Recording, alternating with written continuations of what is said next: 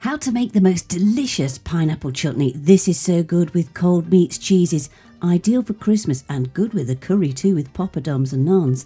Anyway, what you're going to need is in a saucepan, put a couple of tablespoons of oil, I'm using olive oil here, along with 3 chopped red onions, 1 teaspoon of turmeric, 1 tablespoon of nigella seeds, 1 tablespoon of yellow mustard seeds, and just give that a stir around to combine for a few moments.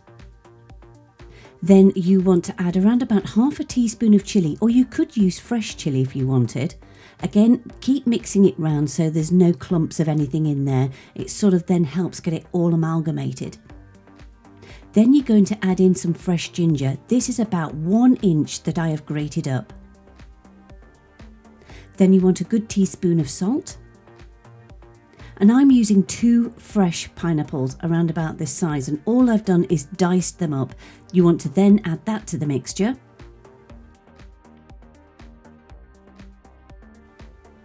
Then you want 180 ml of apple cider vinegar. Then add in 250 grams of soft brown sugar, stirring it round to make sure that everything is properly mixed through. Now you're going to cook this with a lid on for around about 30 minutes. Then after the 30 minutes, you're going to continue cooking with the lid off, and you should end up with this gorgeous, glorious, sticky, delicious chutney. This pineapple chutney is one of the best. Great for a Christmas gift as well.